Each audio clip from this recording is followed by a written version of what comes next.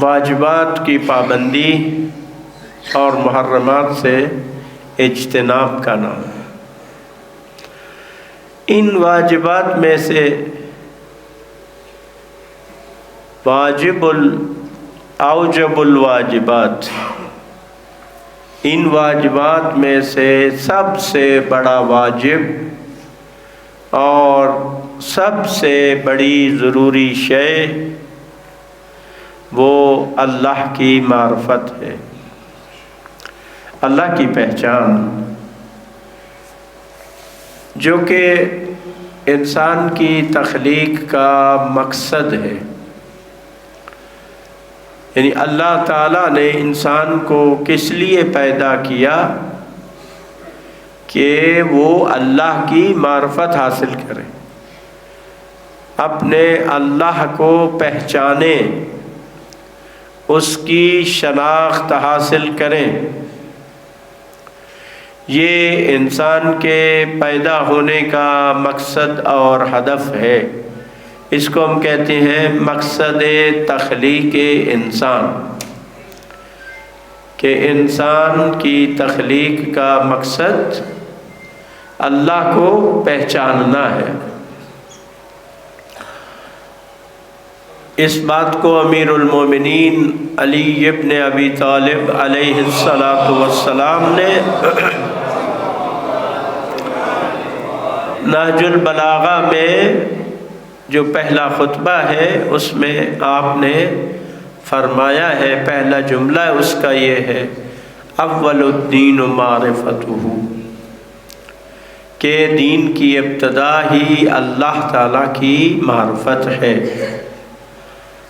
خدا کی معرفت اور خدا کی پہچان ہی دین کی ابتدا ہے، دین کی بنیاد ہے۔ اب یہ معرفت الہی کیسے انسان حاصل کر سکتا ہے؟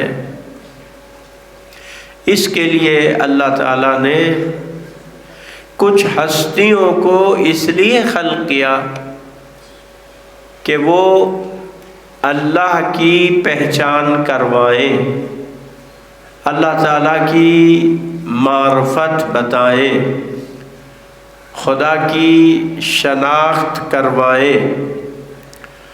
تو اللہ تعالیٰ نے ان کو اپنی معرفت اور اپنی پہچان کا ذریعہ اور وسیلہ قرار دیا ہے۔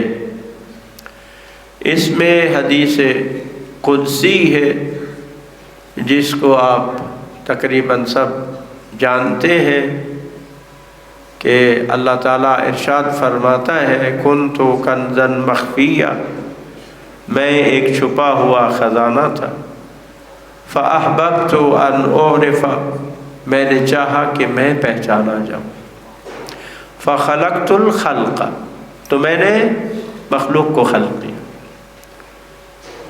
اور سب سے پہلے اللہ نے حضرت محمد مصطفیٰ صلی اللہ علیہ وآلہ وسلم کو کے نور کو خلق فرمایا، کہ خود حضرت کا فرمان ہے، اول ما خلق اللہ نوری، سب سے پہلے اللہ نے میرے نور کو خلق کیا۔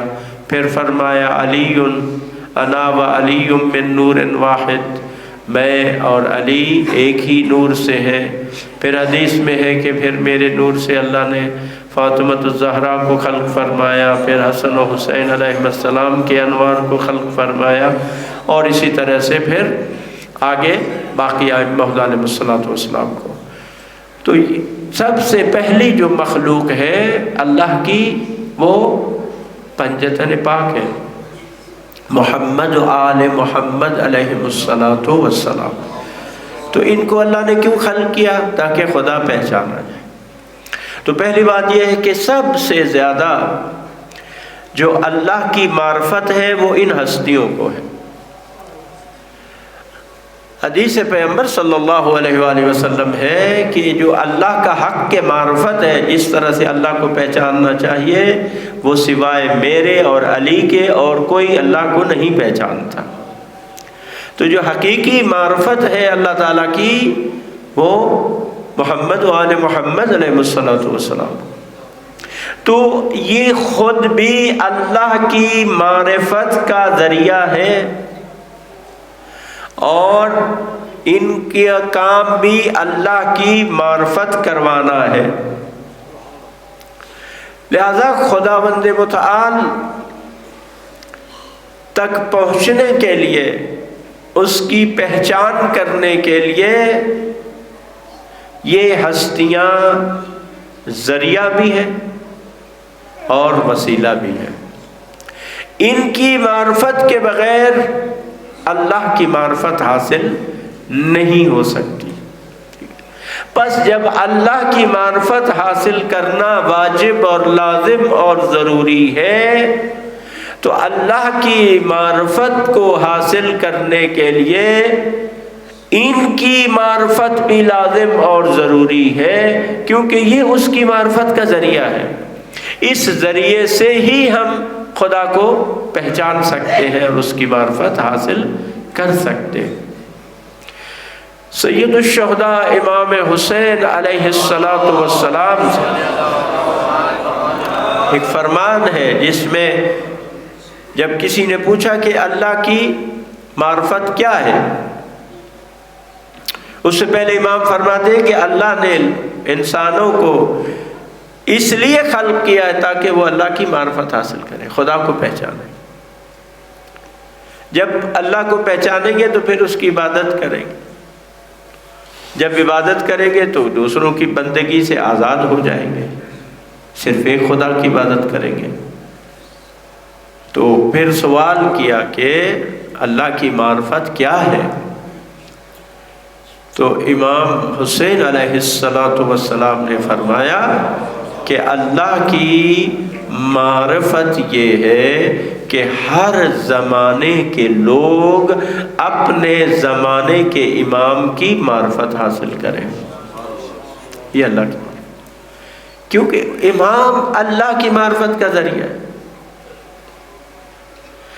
یہ جو کہا ہے کہ وجہ اللہ ہے، ائمہ علیہ السلام وجہ اللہ ہے، وجہ اللہ بھی اس لحاظ سے ہے کہ چونکہ چہرے سے کسی کی پہچان ہوتی ہے تو ان کے ذریعے سے اللہ کی پہچان ہوتی ہے، تو اس وجہ سے یہ اللہ کا چہرہ ہے. اور امیر المومنین علیہ السلام نے بھی ارشاد فرمایا ہے کہ اگر پروردگار عالم چاہتا تو براہ راست اپنے بندوں کو اپنی پہچان کرا سکتا تھا، لیکن اس نے ہمیں اپنی پہچان اور معرفت کا ذریعہ قرار دیا ہے. پھر آپ فرماتے ہیں کہ ہم ہی وہ چہرہ حق ہے جس کے ذریعے اس کو پہچانا جاتا ہے. تو ائمہ علیہ السلام کی معرفت اس لیے ضروری ہے، واجب ہے کہ تاکہ ہم ان کے ذریعے سے خدا کو پہچانیں. ان کے بارے میں کہ یہ ابواب اللہ ہے، اللہ کے دروازے ہیں جس ذریعے سے خدا تک پہنچا جا سکتا ہے، جس ذریعے سے اس کی ذات کی معرفت حاصل کی جا سکتی ہے، وہ یہ ہستیاں ہیں. اب ایسے دیکھ لیں کہ ہمیں خدا کے بارے میں کس نے بتایا؟ محمد مصطفیٰ صلی اللہ علیہ وآلہ وسلم نے بتایا نا. خدا ایک ہے، خدا کی یہ صفات ہے، کس نے ہمیں بتایا ہے؟ حضور صلی اللہ علیہ وآلہ وسلم نے ہمیں بتایا ہے. علی امیر المومنین علیہ السلام نے ہمیں بتایا، اپنے کلمات کے ذریعے سے بھی، اپنے عمل کے ذریعے سے بھی. اب دیکھیں ایک جملہ عرض کرتا ہوں کہ کیسے یہ اللہ کی معرفت کا ذریعہ ہے کہ علی ابن ابی طالب علیہ السلام کو دنیا نہیں پہچان سکی اور اپنی عاجزی کا اظہار کرتی ہے کہ ہم علی علیہ السلام کو نہیں پہچان سکے. بہت بلند و بالا ہستی ہے، اور حقیقت بھی یہی ہے کہ ہم نہیں پہچان سکتے جب اتنی عظیم ہستی امیر المومنین علیہ الصلوۃ والسلام جیسی عظیم ہستی جب وہ کسی کے آگے سر جھکاتی ہے، سجدہ ریز ہوتی ہے، تو اس سے ہمیں خدا کی عظمت کا پتہ چلتا ہے نا۔ یہ ہے، یہ اس کی معرفت کا ذریعہ ہے۔ وہ علی ابن ابی طالب علیہ الصلوۃ والسلام جو در خیبر کو اکھاڑ دیتے ہیں، لیکن کیا کہتے ہیں کہ یہ میں نے خدا کی پہچان کرواتے ہیں کہ یہ میں نے اپنی قوت سے نہیں اکھاڑا بلکہ قوت الہی کے ذریعے سے میں نے اکھاڑا ہے۔ ٹھیک ہے، وہی علی جو عرب کے شہ سواروں کی ناک رگڑ دیتے ہیں اور ان کو تہتیک کرتے ہیں، لیکن جب تنہائی ہوتی ہے کیا کہتے ہیں؟ انت القوی وانا الضعیف۔ ٹھیک ہے، یہ علی جو اتنا طاقتور ہے تو یہ خدا کی پہچان کرواتا ہے کہ اے اللہ تو قوی ہے، میں ضعیف ہوں۔ تو یہ پہچان کا ذریعہ ہے علی ابن ابی طالب، خدا کی پہچان کا ذریعہ ہے۔ جب وہی علی جو اتنی عبادت کرتا ہے، اتنی عبادت کرتا ہے، اتنی عبادت کرتا ہے کہ ہزار ہزار رکعت نماز پڑھتا ہے ایک رات میں، لیکن وہی علی ہمیں یہ کہتے ہوئے ہم سنائی دیتا ہے کیا کہ اے اللہ جتنی تیری عبادت کا حق ہے علی وہ عبادت کر نہیں سکا۔ تو اس سے ہمیں علی اللہ کی عظمت کا پتہ نہیں چلتا کہ اللہ کتنا عظیم ہے، اللہ کیسا معبود ہے، کہ علی جیسا انسان بھی اس کی عبادت کرنے سے جو حق کی عبادت ہے وہ اعتراف کرتا ہے کہ میں وہ حق کی عبادت ادا نہیں کر سکا۔ تو یہ اللہ کی پہچان کا ذریعہ ہے۔ لہذا میرے دوستو، پھر بات کو دہراتا ہوں، ذرا اپنے ذہنوں میں اس کو جگہ دیجئے گا۔ علمی بات ہے، بنیادی بات ہے۔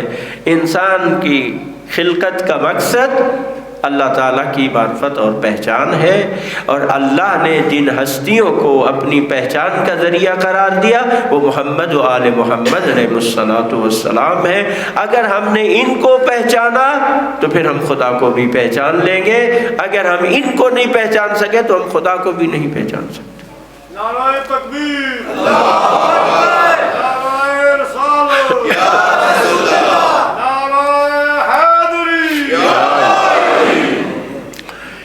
تو علی علیہ السلام کی معرفت حاصل کرنا واجب ہے۔ پہچانے ہم علی ابن ابی طالب کو، صرف نعرے لگانے سے کام نہیں چلے گا۔ بھائی علی کو پہچانے، علی کیا شے ہے، کیا عظیم ہستی ہے۔ اور اس کے لیے دیکھیں علی کو پہچاننے کا کیا ذریعہ، کیسے ہم علی ابن ابی طالب علیہ السلام کو پہچان سکتے ہیں؟ ایک ذریعہ قرآن ہے، ایک مصطفیٰ کے فرامین ہے، اور ایک ذریعہ خود علی ابن ابی طالب علیہ السلام خود ہے، اور وہ نہج البلاغہ ہے جو علی ابن ابی طالب علیہ السلام کا کلام ہے۔ یہ علی علیہ السلام کی پہچان کا ذریعہ ہے۔ نہج البلاغہ میں جو کہ ایک عظیم میراث ہے،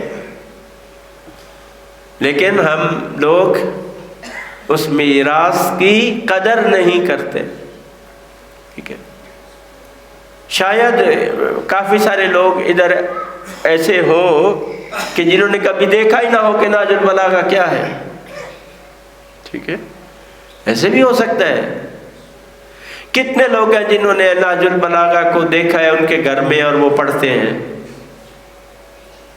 شاید انگلیوں پہ ہم شمار کر سکیں، ہیں لوگ، لیکن بہت کم ہے۔ تو دیکھیں یہ ہمارے لیے ایک علی علیہ السلام کا چھوڑا ہوا ترکہ ہے، ورثہ ہے، جو کہ علم کا خزانہ ہے، علم کا خزانہ ہے، معرفت کا نصاب ہے، سلیبس ہے معرفت خدا۔ علی علیہ السلام خدا کی معرفت پہچان کرواتے ہیں نہج البلاغہ میں، اہل بیت کی پہچان کرواتے ہیں، اپنی پہچان کرواتے ہیں۔ بہترین ذریعہ ہے یہ نہج البلاغہ۔ ٹھیک ہے، تو اس حوالے سے ہمیں توجہ کرنی ہے۔ ٹھیک ہے، جو پڑھے لکھے لوگ ہیں وہ یقیناً، آپ دیکھیں اس میں ہر چیز موجود ہے۔ نہج البلاغہ کے بارے میں ہے کہ اللہ اور رسول خدا صلی اللہ علیہ وآلہ وسلم کے کلام کے بعد تمام مخلوق کے کلام سے افضل ہے علی ابن ابی طالب علیہ السلام کا کلام۔ امیر الکلام ہے، خود امیر المومنین کا کلام امیر الکلام ہے۔ جس طرح سے علی ابن ابی طالب علیہ السلام مرتضیٰ ہے، ان کا کلام بھی مرتضیٰ ہے، یعنی پسندیدہ ہے، منتخب شدہ ہے۔ اور آگے ایک جگہ پہ امیر المومنین علیہ السلام خود فرماتے ہیں، یہ جملہ قابل توجہ ہے، قرآن کے بارے میں امیر علیہ السلام فرماتے ہیں کہ اللہ نے اپنے کلام میں، قرآن مجید میں، اپنے کلام میں مخلوق کے لیے تجلی فرمائی ہے، یعنی خود قرآن مجید میں خدا کا جلوہ ہے مخلوق کے لیے، یعنی خدا کے جلوے کو اگر دیکھنا ہے تو وہ قرآن مجید میں نظر آتا ہے۔ اسی طرح سے علی کی شخصیت کا جلوہ نہج البلاغہ میں موجود ہے، اگر علی کو دیکھنا اور پہچاننا ہے تو وہ جلوہ آپ کو نہج البلاغہ میں نظر آئے گا۔ تو لہذا اس بارے میں ہمیں توجہ دینے کی ضرورت ہے، اپنی نئی نسل کو اس کتاب سے روشناس کرانے کی ضرورت ہے، اور مطالب بہت گہرے ہیں اس کے اندر۔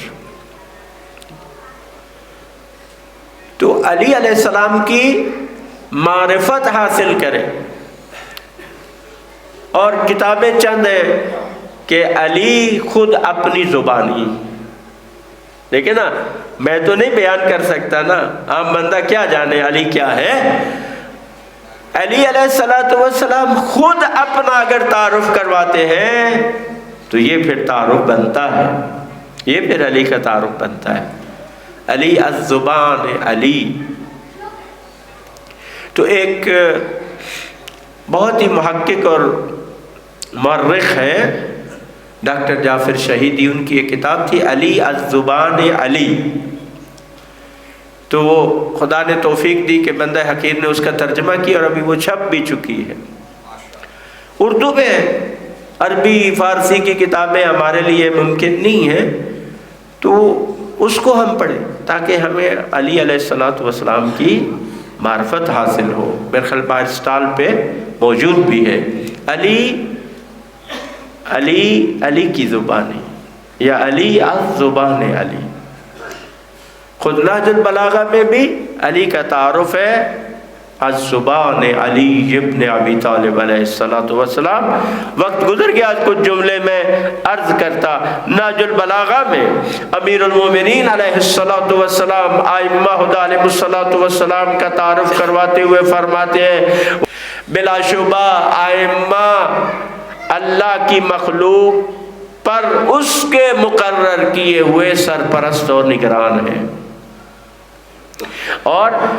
اور یہ اللہ کے بندوں کو اللہ کی پہچان کروانے والے ہیں۔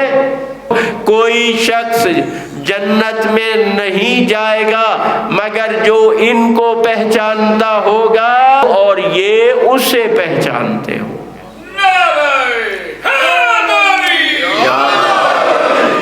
اور جہنم میں وہی جائے گا جو ان کو نہیں پہچانتا ہوگا، اور یہ بھی اس کا انکار کریں گے کہ یہ ہمارا نہیں ہے۔ تو یہ کہاں فرمایا؟ نہج البلاغہ میں خطبہ نمبر 150 میں فرمایا ہے۔ اب دیکھیں کہ اس میں اللہ کی معرفت کا ذریعہ مولا علی نے خود کیا قرار دیا؟ ائمہ علیہ السلام کو قرار دیا ہے۔ ان کے فرامین سے ہمیں اللہ کی معرفت حاصل ہوتی ہے، ان کے عمل سے ہمیں اللہ کی معرفت حاصل ہوتی ہے، ان کے ذریعے سے اللہ کی معرفت جو ہے وہ ہمیں حاصل ہوتی ہے۔ اس طرح اور بہت سارے، یہ جو قرآن کی ایک آیت ہے کہ اعراف کے مقام پر کچھ لوگ ہوں گے کہ جو جنت کی طرف بھی ناظر ہوں گے، جہنم کی طرف بھی ناظر ہوں گے، تو اس کی تفسیر میں بہت ساری آیات آئی ہیں۔ اس میں یہ ہے کہ علامہ مجلسی نے ایک روایت لکھی ہے کہ یہ جو اعراف ہیں یہ کون ہے؟ وہ آل محمد کے اوصیاء الاثنا عشر جو 12 ہیں۔ اللہ کو کوئی نہیں پہچان سکتا مگر جو ان کو پہچانتا ہوگا اور جس کو یہ پہچانتے ہوں۔ اسی طرح سے بہت ساری اس میں اور بھی روایات جو ہے وہ موجود ہے۔ یہ ایک روایت ہے کہ ابو حمزہ سمالی سے روایت ہے کہ امام باقر علیہ السلام نے قرآن کی اس آیت کے بارے میں جب پوچھا گیا تو امام نے فرمایا کہ ہم وہ اعراف ہیں کہ اللہ ہماری وجہ سے ہی پہچانا جاتا ہے، اور ہم وہ ہیں کہ جنت میں وہی جائے گا جسے ہم جانتے ہوں گے اور وہ ہم سے آشنا ہوگا، اور جہنم میں نہیں جائے گا مگر وہ کہ ہم اس سے انکار کریں گے اور وہ ہمارا منکر ہوگا۔ اگر خدا چاہتا تو لوگوں کو اپنی معرفت کرا سکتا تھا، لیکن اس نے ہمیں اپنی معرفت کے حصول کا سبب، ذریعہ اور دروازہ قرار دیا ہے جسے خدا کی معرفت میں جائے جا سکتا۔ دشمنان محمد والے محمد پہ لعنت۔ ایک اور روایت ہے جس میں فرماتے ہیں کہ یہ جو اوصیاء ہیں، اوصیاء پیغمبر ہیں، ہم ابواب اللہ، اللہ کے دروازے ہیں، اللہ تک پہنچنے کے دروازے ہیں۔ اللہ تک پہنچنے کے دروازے اگر یہ نہ ہوتے تو لوگ اللہ کو نہ پہچان سکتے تھے۔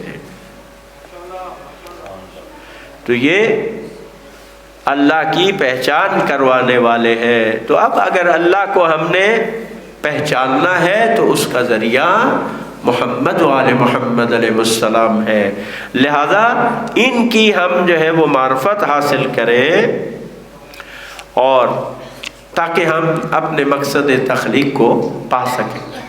دیکھیں، میں آپ مومنین سے یہ گزارش کرتا ہوں کہ دیکھیں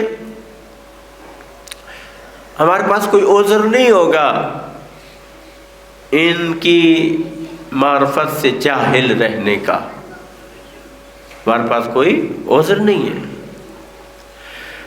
یہ ایک آیت ہے جس میں ہے نا، آپ سنتے رہتے ہیں یا ایھا الذین آمنوا اطیعوا اللہ واطیعوا الرسول واولی الامر منکم۔ اس آیت سے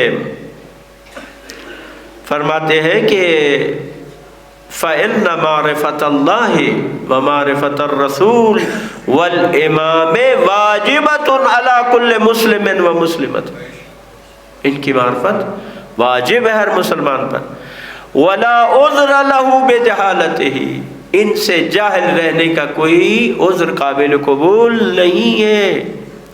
وَالْمَقْصُودُ مَعْرِفَةٍ بِأَنَّهُ مُفْتَرَضُ الطَّاعَةِ، فرماتے ہیں کہ اس سے مراد، ان کی معرفت سے مراد کہ یہ ان کی اطاعت واجب اور فرض ہے۔ ٹھیک ہے، یہ محمد و آل محمد کی معرفت ہے۔ تو اپنی سطح بڑھائیں ہم لوگ۔ ہاں، کب تک جو بچپن سے ہم باتیں سنتے آ رہے ہیں، کیا آخری عمر تک ہم نے وہی باتیں سننی ہے؟ ٹھیک ہے، نہیں، وہ باتیں ہمیں یاد ہو گئی، اب اگلی باتیں یاد کریں نا۔ کوئی اہل بیت علیہ الصلوۃ والسلام کے فضائل اتنے ہیں جن کو شمار ہی نہیں کیا جا سکتا، تو آگے کی طرف بڑھے نا۔ تو نہ ہم پڑھنے والے کوئی اور آگے کی چیز سننے کے لیے تیار ہوتے ہیں، لہذا پڑھنے والے بھی وہی باتیں دہراتے ہیں، یعنی جنگ خندق، خیبر، اور وہی باتیں ہیں جو ہم بار بار کیا ہیں سنتے ہیں۔ نہیں، اہل بیت کی معرفت میں اپنی سطح کو بڑھائیں، آگے کی طرف بڑھے۔ ٹھیک ہے، اہل بیت مولا علی کو صرف جنگ خیبر تو نہیں لڑی نا، مولا علی کی پوری زندگی ہے، ان کے فرامین ہیں. یہ نہج البلاغہ بھی امیر المومنین علیہ الصلوۃ والسلام کے کلام کا جو ہے وہ شاہکار ہے. جیسے میں نے کہا امیر الکلام ہے، تمام کلاموں کا سردار ہے، اور اس میں معرفت کا خزانہ موجود ہے. اس لیے میرے دوستو اس سے ہم غفلت نہ کریں اور امیر المومنین علی ابن ابی طالب علیہ الصلوۃ والسلام کی، باقی ائمہ علیہ الصلوۃ والسلام کی معرفت حاصل کریں. اس کے ذریعے سے ہمیں خدا کی معرفت حاصل ہوگی. اور جب ہم ائمہ کی معرفت حاصل کریں گے تو جب یہ ہمیں اتنے عظیم نظر آئیں گے تو جس نے ان کو خلق کیا ہے، جب ہم ان کے علم کی معرفت حاصل کریں گے کہ ان کا علم کتنا ہے، تو جو ان کو علم دینے والا ہے وہ خود کتنا بڑا عالم ہوگا. ٹھیک ہے. اللہ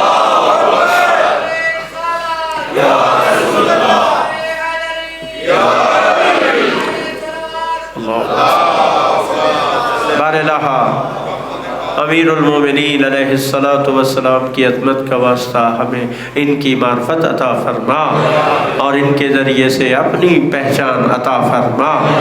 پروردگار ہمیں تعلیمات محمد و آل محمد سے روشناس فرما، اور جو قابل عمل ہے، جن میں عمل کا حکم ہے، ان کو عمل کرنے کی ہمیں توفیق عطا فرما.